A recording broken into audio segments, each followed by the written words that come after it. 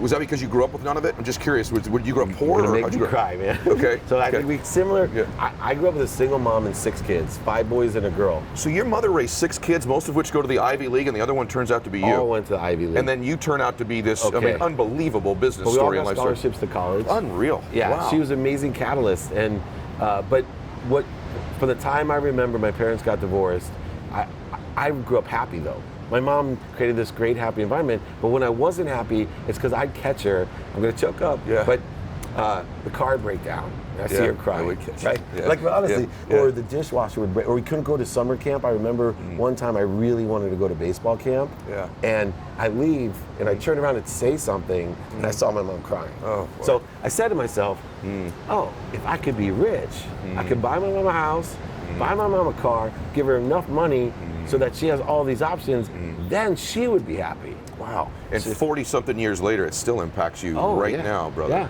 Oh, I work through that all the time. That's amazing, man. Yeah. That's wow. And it hurt me too, because I created this weird relationship with my mom when I had a lot of money, because I felt so responsible for her. And I enabled my own mom.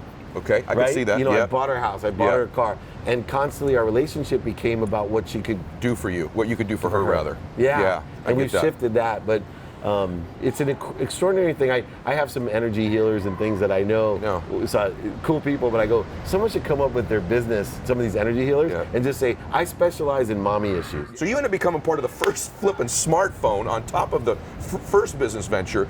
So then how do you end up going from all of that into, you get into the real estate business, you get into, somehow you end up in the sports agent business or marketing business too, right? Yeah, so I've always believed in overlap or vertebrae approach to life. Okay. That you have the legs feed the lion, so make sure what you do well and you make your money at that you take care of, and then see what else you can do vertebraeing off from that. So real estate was something, because I had extra cash, that I came up with this philosophy of buying 1 property a year, 15-year mortgages. After 15 years, in the 16th year, I'd refinance it tax-free for about 200 grand each. Yep. So I'd always, so I was so young, by the time I was 40, I was guaranteed 200 grand or more tax-free. Can I just interject? Yeah. I almost did the identical thing. It's like our generation, you're right. It was on all the infomercials, so that's what I learned to do, right? That was the whole process. So keep going, but I did the same exact thing.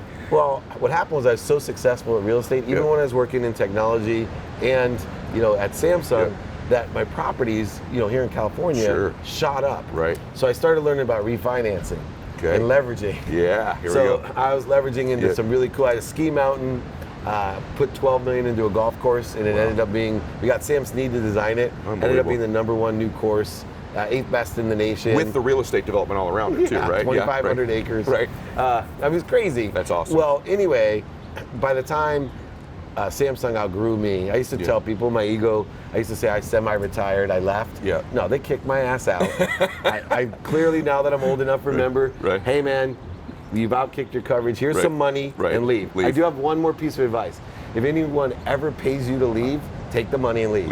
I agree with that advice. Yeah. Someone's going to pay you to leave? It beats them kicking you out with no money. That's 100% right. I agree with that. And so I dabbled in some stocks and technology, but I took a lot of my time. Yeah. And I was on this road. I had so much money. Yeah. I was married. I married my childhood sweetheart. Yeah, that's right. And I had 3 daughters, young girls. We lived in Rancho Santa Fe. Yep. Beautiful area, by the way. Beautiful area. Great place. Yep. And I started to self-loathe. Like we built that house. I remember the first night I lied there. You might have this feeling. I'm sensing it. Yep. When you build something like this, I lied there in the bed, coming from nothing. Yep. And for the first time in my life, I wasn't happy. Yes. I was empty. Yes. And I started about 10 minutes before you got here today. Isn't this unbelievable, my guys? About 10 minutes before you got here today, I just want you to know this. I had this exact conversation with my camera crew and my audio partners. This exact conversation. So yes, it's weird, true. right? Yes. And then I started buying things that didn't make me happy. More things, different things that make me happy. Yes. And then I surrounded myself with wrong people. I started going to places I shouldn't go. Yeah. I was drinking too much, dabbling in other things I shouldn't be doing. Yeah. And my wife caught it immediately. She said, "You're not paying attention." And we had a lot of money. Yeah. And my attitude, arrogance, was she was spiritual. She did all kinds of meditation and readings. And I was like, what do you know? I made all this. Like, literally, what are you complaining about? I have a Ferrari and a Porsche in the garage. You have a live-in nanny and you don't work. Right. Right? You should see what my poor mom would do, right? Right, The tears you would compare go. the two, yep. But sure enough, she came to me. I overheard her, actually. She could see things dissipate. Yeah. She said, I'm scared, to her uncle, who knew me since I was 10, said, man, I don't think this is going to last. And I'm terrified. And he said, I loved it. He goes, everything always goes that kid's way. Huh. He goes, I can't wait to see what happens with his back against the wall. Really? Yeah. And my wife approached me, said she wasn't happy, told me to take stock in who I was and what I wanted to become. Okay. Now, I adored her since I was in the 4th grade. I spent one night thinking about it. And the hardest part for people to understand is when you have a lot of money, you don't go bankrupt and lose it in one night. Yeah. It took 2 years. Yep. So for me, the hardest part was I changed before I started or actually lost everything. Gotcha. Okay. I was starting to change. Yeah. I was in a lawsuit. My ego was in my way. Yeah. But it was too late. And the hardest part was when I actually went bankrupt in 2009. Okay. You went BK. BK. Okay. My bad behavior started in 2007. Okay. In BK in 2009, I had already met Leigh Steinberg. I was running the most notable sports agency. Yep. I was meditating every day. Okay. You had your act together. Yeah, I had my act together. Yep. But the weird thing was in that 2 years, my wife would get more and more scared because I was giving control to the universe. Yeah. Yeah. Right? Yeah. Right. And here, she was very spiritual. Yeah. But I tested. You went to the extreme. Oh, exactly. Yeah. From not being that way at all prior, right? At all. And I was in control. And I think it gave her some security that I always was on top of everything. I was in control. Yeah. And I'd answer her. She goes, what are you going to do? I go, it'll unravel. You just knew. Yeah. You just knew. So let's talk about how that turnaround happened. So it ends up kind of going BK. Yeah. Real estate market takes a dump. Can't get your hands on some leverage anymore. So you're going to have to be in that process. But you'd already been remaking yourself, already changing. Yeah. Let's talk about some of those key things for people that are, there's a lot of people that are watching this like, hey, I need to remake. Right? I'm in that point. I got to reboot. I got to shift some things. I need to take personal inventory. Both of you and I are meditators. Both you and I are people that really believe in energy. And so let's talk about just some of those key things that have worked for you, if you don't mind doing, okay? Absolutely. Talk a little bit about meditation, just that one topic alone, how that's impacted you and what you do with it. For me, meditation's about, believe it or not, vibration. Yep. Everything vibrates. Yep. Table, then plants, animals, humans, light, sound, and then thought. Do you know what thought vibrates the fastest? The truth. The truth. The truth vibrates the fastest. Okay. And so someone taught me, if I could teach you to meditate to increase your vibration so that you could live closer to your truth, meaning you can only be aware of that which vibrates equal to or less than you. So I'm going to teach you through meditation to vibrate faster. Okay. And so I learned theta meditation. Okay. The other key component of meditation that I found in people like you and I that are reactive, we're go-getters, is that I would waste so much energy reacting. And I ran into the Master Shaw, who gave me this. Okay. He's also a martial arts expert and master. Okay. And he could take all these guys around us, and they could all attack him at once. And I'm like, how do you react so quickly? Yeah. He says, oh no, I don't react quickly. I go back to center quickly. That's good. So, and that's what meditation truly does for me beyond the vibration, is every morning I have a center spot. So if something takes me off of that spot for the first 20 minutes a day, I don't worry about this.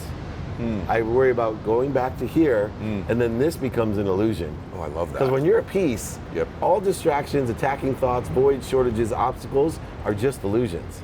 Yes. Right? We live in the will of the universe. I live in the favor of the universe. That's right. And when I'm off center, I'm not in the favor of the universe anymore. So all I concentrate on, and now, do I do that 100% of the time? No, you can call my wife, my employees. I just do it more and more every single week, month, and year. I want to stay on that for a second because a lot of times people that watch this too don't even really know what meditation means. They think, oh, does that conflict with my religion? It doesn't at all. Meditation it's not a religion. It's a way of emptying your mind to begin with, by the way. But you should learn about meditation regardless of what your religious beliefs are, in my opinion, okay? I don't think it impacts your religion one way or the other. But you talk about those energies, and I heard you talking about one time about there's like 3 types of energies people live in. Do you remember talking about that? Of course. And this has a lot to do, I think, with how you turn things around and this energy that you describe. What are those 3 types of energy? So the first type of energy is the world of not enough. Yes. And I've met so many people, even that have a lot. And these are like the billionaires that commit suicide. They live in a world of not enough. And so all you do is keep attracting not enough. Yes. Then there's the world of just enough. And I feel really frustrated for these people because no matter how hard they work, no matter what good intentions they have, they always live in a world of just enough. I just have enough. I just have enough. And then there's the greatest world of abundance, more than enough. More than enough. And when you live more than enough, you give freely. You're right. And you receive freely. Yep. Most people don't have a problem giving. Most people have a problem receiving. And it is a shift, and I think a conflict in most people's mind. And I'll tell you how I know it. You and I both get the blessing of speaking in front of thousands of people. Right. I love to ask this question: who here likes to give? Everyone innately, they can't even hold their hand down. Everyone raises their hand. Then I ask real quickly, who here likes to receive? You get this energy. Wow. Some people won't even raise their hand, but even the people that do, there's this hesitation, which shows you energetically they have a problem with either not feeling worthy or not trusting the universe. They feel like, God, if I receive, I'm somehow cheating. Yes. Right? I'm not, like, there's this weird energy. You're right. So I help people a lot of times with living in a world of more than enough. Yes. That you actually, it's okay to receive because it creates the flow. You're emptying someone else's vessel. That's right. Right? The way that you, by giving, should empty yours. I so believe that. And that's this impediment in people's lives. They're unwilling to receive the great gifts of life to themselves. And you talk a lot about, I love this too, about outcome. So in that same vein as we go down here, people get confused by this with me all the time. I talk all the time about having goals. I think it's great to have goals, but I've been the most successful in my life where I've separated my addiction to the outcome. I was so addicted to outcomes all the time. And what it did is it tightened me. It frustrated me. It stressed me. It put undue pressure on me. So talk a little bit about how I think people think, once I get somewhere, then I'll be happy. Once I get this big beach house, then I'll be happy. Once I get a boat, and I can tell you there are plenty of people that I live by right here that have these beach houses that still aren't happy, by the way. And I also have a whole bunch of people who don't have beach houses who live very blissfully. So I talk a lot about living in what I call like blissful dissatisfaction. What I mean by that is you can be dissatisfied and want more in your life, but there's no correlation with that with not being able to live happily and blissfully now. In other words, my bliss isn't attached to an outcome in my life, right? Can you talk about that from your perspective? So I think of anyone I've heard discuss this in the business space, because remember, this is someone who's on multiple occasions brought lots of abundance and wealth into his life over and over. Not just abundance, but created it for a lot of other athletes, a lot of other people around him, a lot of business partners. So he understands this principle. It's something you really need to listen to right here. So talk about that for a second. This is a critical point because we're goal-oriented people. Yes. Right? We played sports. You know, it's all about winning. And so what I used to do is I'd attach, once I graduate high school, I'll be happy. If I get a scholarship to college, I graduate. All these, and every time it occurred, I still was in the same state of mind. Yes. What I learned to do was detach the happiness, this bliss, from the outcome. Now, the difference is most people get concerned like, well, how can you be motivated without an outcome? No. I have outcomes and I pray every morning. This is a truly abundant thing. My first prayer every morning is, may God put in front of me 10 people that I can help. That you can help. That's that all. You can help. That I can help. And I've shifted the paradigm of value, understanding outcomes and happiness. So I used to, and maybe you'll understand this, I'm a great salesman. You are. I can oversell, back end sell, and lie to you. I can cheat to you. I've done it when I was in my 20s. I would shade the truth. You know, I sold stuff. Sure. And it didn't make me feel good. And what happened was I created a void for me to fill all the time. I'd make you promises, and I'd live on this premise, I'm going to exceed everybody's expectations. That's my goal, right? From the start. First of all, talk about bullshit. Yes, right. How many times have you actually, in a business deal, exceeded the other party's expectation? Very rarely. Very rarely, especially if you've set those expectations artificially high. Which I did. Right, the way you exceeded is by not setting them. Right. By not charging or selling it, and that's what I started doing. Right. But what was cool was, I started with this prayer, and then I said, what if I started the day with this energy that God put a whole bag of $100 bills in front of me, and my job all day long was to trade $100 bills for 20. So whatever I did was I was going to provide value. As a father, as a husband, as a business partner, as a philanthropist, and just, you'll see, I ask everyone, either unconditionally, how can I be of service? You do. You said it to me the first time we spoke. How can I be of service? I mean it. Yeah, I know you do. And I know that that's my biggest blessing. I'm not lazy. I wake up at 4 a.m. I work really hard for others. But I also, when I work hard for others, I have my intention, my focus on what I want. Stay on that for a second. So the power of what you're talking about for me is the intention part. So I want you to talk about intention, because the power of overpromising and knowing you're lying when you say it, you know your intentions weren't pure when you say it. There's a power to just knowing what your intent is. That $100, that give $100 to take $20 is an intention too, that I think gives you, I think it helps you, I want to get too technical with everybody, but it actually helps you vibrate at a faster and higher level. Talk a little bit about the power of that intention there. Yeah, well, I'm taught by Wayne Dyer. Yep. I think you study as well, Doctor. Yep. So there's a field of intention. And I have a kind of steroid version of what I learned from Dr. Dyer. Okay. And I believe that intention needs to be consistent every day. Okay. Persistent without fail, without quit, and enjoyed for the pursuit of your potential, a higher vibration or the truth. Let me put this into context. If, for example, I can give everyone a gift. Say thank you is the best intention that you can have. It gives you perspective, makes your past awesome, your present better, and your future brighter. 2 words, thank you. Right. So I tell people, make an intention of yours to be grateful. If you get stopped at a life, say thank you, because it probably, the universe is unraveling something and saving you, not slowing you down. Oh, I love that. Right? So I need that one. It's awesome. Yeah, I love that. And so I live in this intention. Now here's where you get, where people lose. Your body has cellular memory. Prove it. Your mind has neural pathways, and your DNA has a memory and an energy. Yep. That's your core energy. If you don't do something every day consistently, this is what happens. The power of intention has an accelerator of exponential results. Meaning, if I want to be grateful, I do it day 1, it's X to the first power. Day 2, to X to the second, X to the third, X to the fourth. Now I go get wasted, stay out all night, and I'm an egotistic narcissist who think of others. Now it's X to the 0 power. I've now zeroed out those other days. Now I start over. Yep. What happens at the end of the month is I sit there and go, wow, I did this all month. This is the way the human mind works. Yes. And I'm like, why don't I get the results that Dave gets? Yes. Well, because you zeroed it out 3 nights. Yep. Yep. And I'm getting to the 31st power. You're exactly right. And it's the same thing why people, they're 99%ers. They don't realize how the body, mind, and soul works. It exactly happens, by the way. The easiest place to see this is like with working out or diet. Right? Those are the 2 of the easiest places. Don't you agree with that? Well, and for me, I'm living proof because I work out X to the 31st power. I do not. I'm gonna have to leave here at a certain time because I go to Stark and they're gonna train me. There you go. And I had to drop my ego to realize I need a trainer. Yes. Because I was still stuck at 25. Yep. Doing chest tries, back and buys, legs and shoulders. Right. Well, for me, I travel so much. Yeah. I zeroed myself out. 2 days ago in New York. There you go. Right. And I know it. You know it. And when I don't, I hold about 10 extra pounds right now. Okay. I'm good cardiovascular shape, but I'm carrying 10. Carrying it. But you know why? Because every month I'm zeroing myself out. Just 2 or 3 days. I'm watching my diet. Yeah, by the way, I love this. This is huge for people to get. It's like, because you meet people that go, I'm doing it all. I'm like, no, you're not. You're missing the 1%. That 1%, I love what you said, zeroes you back out. It's a zero effect. It's a zero factor, which also is important to know. That's why what you commit to doing needs to be something that's doable and consistent. People overpromise themselves. And the reason you lose self-confidence, I say all the time, is lack of self-confidence is the lack of keeping promises you make to yourself consistently, right? And it's because you overpromise yourself just like you overpromise the sales deal. Yeah. You're doing it to yourself. Genius.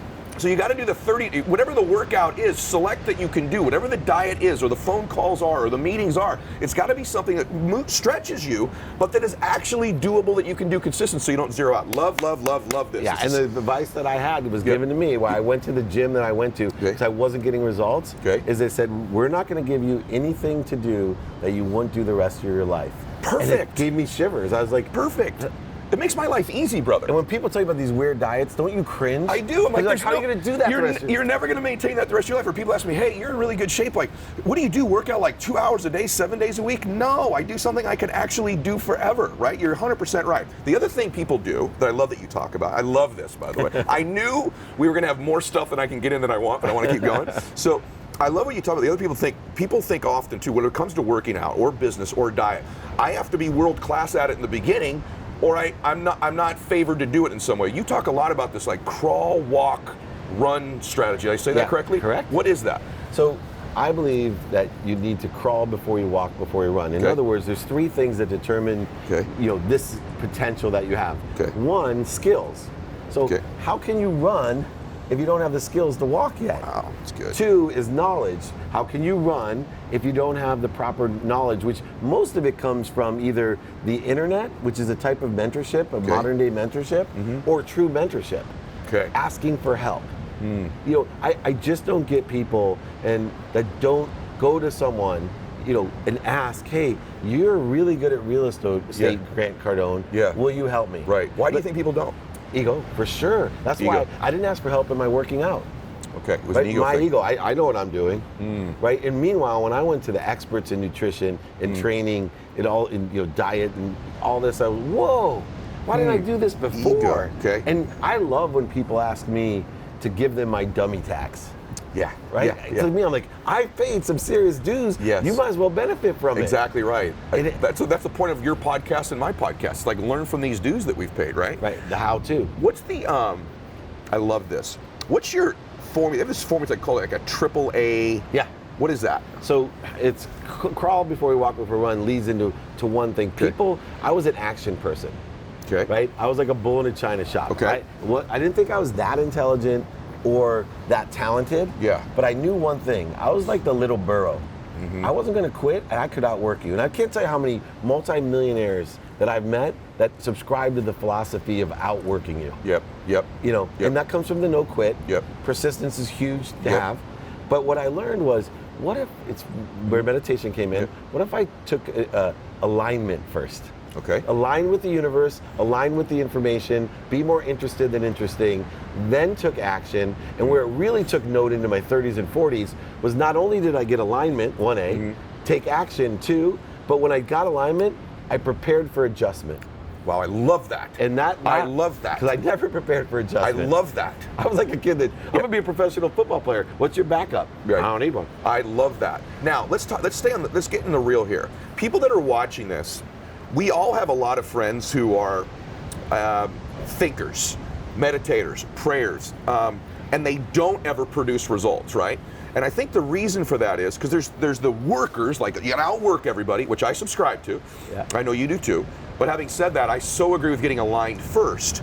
But I think a lot of people go, yeah, that's puffery because, but this is important for you to know. A lot of these folks who kind of get aligned also leave out part B. Would you agree with that? Which is the work part. I have the same, and it almost shortchanges the message. Yeah, I have the same, right? You're not going to ever find me sitting at home high on my mom's couch trying to manifest a Ferrari. Right, exactly. Right? That's not going to happen. Or your airplane, right? That's not going to happen. Yes. What I did learn is I will sit for 10 to 20 minutes and manifest, and then go out very clear, balanced, and focused on what I want, which gives me confidence, which opens me up to receive. You just literally described what I do. I mean, I think we do almost the exact same thing. The other thing we're both big into, I want to go through a couple stuff. Yeah. We're both big into gratitude and the power of gratitude and how it can impact the rest of your life. Can you speak to that a little bit about how gratitude plays into your whole life? It is the cornerstone of my life. Me too. It gives me perspective. Yep. And I try to give gratitude to everything and everyone. And when I tell you, like, I'm the guy who stops, and it's not about having money or not. I stop and give people who need it what they need out of gratitude. It could be time. It could be a compliment. It could out be of your attention. though. Right. Yeah. And I open a door out of gratitude. And I look at everything I have, and I'm constantly fighting myself to make sure when things don't seem as if I should be grateful, it freaks people out. Yeah. But like these two words, when someone's attacking you, realize that the mathematics of the universe, if someone's attacking you, if all you hold is gratitude, they can't attack you anymore. You can't allow them to take your joy. The energy, an attack has to have attacking energy. It'll dissipate when you have gratitude. Wow. If someone attacks you and you say thank you, I really appreciate that. It takes all the energy out of the attack. So true. I had a good friend that was having difficulty with another friend, and I ended up being on his podcast because Entrepreneur wanted me to do it. Okay. And he started attacking me. On the show? No, called me right after. Wow. Personal attack to him. Disrespectful. The ego. Need to be offended. And all I could say was, you know what? I did not even think about that. Thank you. Thank you for teaching me how to be a better friend.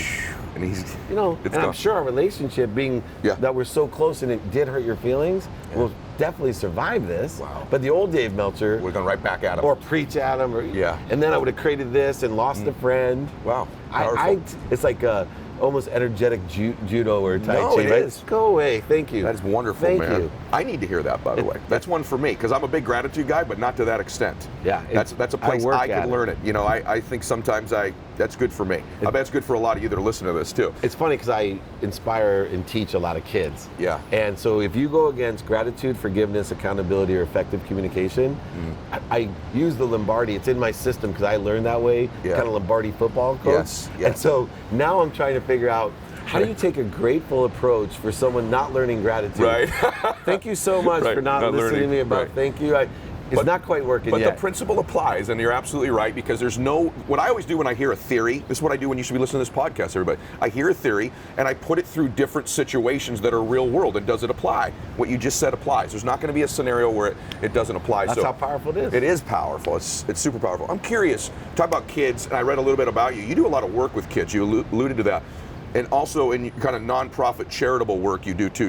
What do you do? What is the organization you're involved with that helps with kids? Yeah, so I'm the chairman of the Unstoppable Foundation. That's what it is, Unstoppable. Which Cynthia Kersey founded 10 years ago on her 50th birthday. Okay. And took money instead of gifts to help kids in Africa and Kenya. Okay. So not only kids, but communities with water, education, financial literacy, medical care. Okay. And it's evolved. 75,000 people have been impacted. And so now these girls who never would have been educated, mostly girls that never would have been educated, are graduating college. That's wonderful. So I turned 50 a month and a half ago. Happy birthday, belated. And I'm doing 50 birthday parties. I saw this. And for the 50, I'm going to raise over $1 million. Notice no limitation. Over $1 million as fast as I can in these 50 parties to build an empowerment and leadership center to take all these people we impacted and teach them how to empower others. Wow, that's so wonderful. It scales. That is scaling. One thing people ask me, because I do, Warren Moon is my business partner. We have Crescent Moon Foundation. We've given hundreds of scholarships to kids to go to college, which is still important to me here in America. Sure. Our high schools, they'll ask me, Dave, there's a lot to do in America. Why are you doing this in Africa? Watching what's going on in the world, that if we can stabilize some of these other places, it only benefits all here. of us. That's wonderful work, brother. That's so it's wonderful. really fun. Now, what I want you all to know about him that's really interesting, because you're going to learn this lesson in your business too. These principles, remember, this is a guy who attracts to him some of the top athletes in the world that he represents, right? And other agents, we talk about, let's negotiate the shoe contract, right? Let's get the percentage done. Let's get you guaranteed this. And I know that's part of what you do. But he takes this very unique approach, right? And the approach is almost, you begin to talk to the athletes about their giving first and what they could do with their giving and their time. Speak to that for a second, which makes you so unique. This is what I want you to hear. So unique in the space you're in, because the sports world can be very cutthroat. The dollar now, short term, short term, short term. You run a model that's different than that, and a message. And again, I apply it through anything. These same principles apply if you own a dry cleaners, if you own a gym, if you have you run a life insurance business, whatever the heck your business is. This principle he's about to share with you would distinguish you, make you happier, and probably grow your business as a byproduct. It's not the reason to do it, but it would, as a byproduct, would grow your business. So talk about that. And to give credit, I learned it from Leigh Steinberg, who's a Berkeley guy. From Jerry Leigh. Maguire, co-produced with Cameron Crowe, the famous. And he taught me, I said, why do you require every one of our athletes to have a foundation? He said, for two reasons. One, I know it's right. And the truth vibrates the fastest. Didn't put it in those words, but that's what he was saying. And then he said, but beyond that, he goes, I started learning that by giving back, I actually qualified the people I surrounded myself with. If an athlete wasn't willing to give back, I was only going to have problems later on. And so throughout my whole career, since I've been working with Leigh, whether it's athletes, companies, media, or even interviews, I only do people that and work with people that will give back. Every project I have has to have a charitable component or cause to it. Every single one, or we won't take it. And it just has really increased a collective belief or a vibration for our entire community, not just our business. Don't you think it's important? I heard you talk about this, and we both said this separate of each other, but the reason there's also power to that, by the way, it's wonderful seeds you're sowing, right? The other part of it is, I think it's important in business that you show up different than people expect you to. I've seen you talk about that. I talk about that all the time too. Like in my case, if I'm got some big arms and I got tattoos on there and I show up as this guy that's talking about loving people and blissful dissatisfaction and making a difference, be like, wait a minute, I thought you were going to talk about smashing people in the face, I think that's been an advantage of mine, that maybe I'm not as I appear, right? And is that true also? Would you give that advice to somebody in business or even just in life? Absolutely. You have to take advantage. And I even take charity. And my motto is make a lot of money, help a lot of people, and have a lot of fun. And a lot of people ask me, well, why do you say make a lot of money, Dave? You're this philanthropist. Right. I mean, pissed. Right. But I do pimp out a lot of athletes and celebrities for money. Right. So I call myself a philanthropist. But why do you do that? I said, because literally, if you don't have, you can't give. That's right. I say that about forgiveness. Yep. If you don't forgive yourself, who can you ever forgive? That's right, baby. And so I say to everyone, make money for yourself first. You'll figure out where to put it. Yep. My mom was a great catalyst. Siblings did extremely well. Sure. But my mom has to still be supported by her kids today. And it takes away from her own pride. There you go. Of course. Right? And because she never cared about making money herself. Yes. And I really believe it's really important, if you have the skills and knowledge and desire, that you should make as much money as you can and take care of everyone around you. I believe that so much. And the point is, too, is that what Dave's sharing with you is you can't transfer to somebody that which you're not experiencing yourself. You can't give me love if you don't feel it. You can't give me gratitude. You can't give me energy. You can't give me confidence. You can't give me money. You can't give me these things if you're not experiencing them yourself. So one of the things you can tell from us talking is this man's interesting and he's compelling and he's different. And so I find myself gravitating to your content myself when I'm alone, because it educates me, but it intrigues me, it challenges me, it makes me think differently. In this space we're both sort of in a little bit, there's a lot of repeating sort of the same things to the same audience over and over. And I told you this off camera. I enjoy you because it's different and unique. And I think what I would call it is it's an elevated message. It's an elevated message. How do they find these messages from you? So let them know how to find you, because for many of you, it's the first time in my audience you may have seen Dave. Most of you know him, but if you don't, how do you find him? Most don't know me. Let's be honest, right? How do they find him? That's good, because there's 3.2 billion people on the internet, and most don't know us. That's right. And I'm really interested in how you do find out what we're teaching and share it with your friends. Sure. So at David Meltzer is the best place. Okay. Instagram, I do have DaveMeltzer.com. Okay. Truth is, there's two Dave Meltzers. David Meltzer, you Google, you're going to find everything on me. Right. Dave Meltzer, half on me, half on the World Wrestling Federation guy. Is that right? Okay. He's a sports reporter. Okay. So one of my favorite things is when I get reporters, like they want me on XM radio, and they start talking about Stone Cold Steve Austin. Oh, that's so awesome. And Bradley freaks out, my publicist. He's like, wrong interview. You got the wrong guy. Yeah. One time they did a whole special on it. That's awesome. It was terrible. And I want you to find the right guy, because I think he can help you. He helps me. I know that he can help you. So last question for you. This has just flown by me. I knew it would. Like I've about 21 more things on here. We'll do it again. But off camera. I want to do it again on camera too, because I know people that are watching like, hey, have him back, right? Like there's more. Cool. But like, what do you want to focus on? The next 5 or 10 years, you have your. And I know there's some ambiguity to it, of course, but like you've got your sports agency, you've got your philanthropic work, right? You've got this space you're now, which his podcast is awesome, by the way. So what are you focused on? What are kind of your ambitions the next 5 years of your life? I know you don't have a specific window on it, but in that window. It's generally content. So I bought a media company, and I have a TV show called Elevator Pitch, which is Shark Tank with Soul, mentoring young entrepreneurs. But I want to truly keep my frequency, that thing that you talk about elevating. Yes. So I believe elevate others to elevate yourself. And so I want to create, through just my normal life, really cool content that empowers people. Love it. And not just motivates, but inspires. Motivation is short term, right? It'll get you that 99%. Yes. But if someone's inspired, they're going to look like you. Yeah, right? That's right. Exactly. Right. You're an inspired guy. That's right. That's what I want to be able to people say, man, the tears in their eyes, thank you so much, you changed my life. Even one of those that I get, it makes like my whole life. Yeah, of anybody who sat across from me, because you're congruent. Like what you say is who you are. Now. Right, because I used to be the guy, I say now, hate me for who I am, love me for who I'm not. Love me for who I am, hate me for who I'm not. I used to want everyone to love me. Me too. So there was no congruency in my life at all. I was a chameleon. Yeah. And I was weak, and I was ego-driven, and everyone admired someone that didn't exist. Didn't even exist, with some character. Now I'm an illuminator. Right. Like I'm the guy that lost all my money, I've had some serious problems, but I know how to live my life, and I'm going to continue to get better. Yeah, you are, brother, and you helped me today. Like I've got my own notes that I took down in the interview, but I really loved this. This is Dave Meltzer, everybody. I want you to find him on social media. I want you to engage with his content. I really thank you, brother, so much, man. We'll do much more. Such a good conversation. All I ask of you, you know this, everybody, both he and I do our podcasts, our programs for free. We just want to serve the world and make a difference. All I ask in return, if you wouldn't mind, is whatever platform you watch this on, make a comment, give us a little like, or make a review, most importantly, so it moves up the rankings and people in these other countries we've discussed today get access to this wonderful content they wouldn't get otherwise. So give it a review. God bless you, everybody. Max out.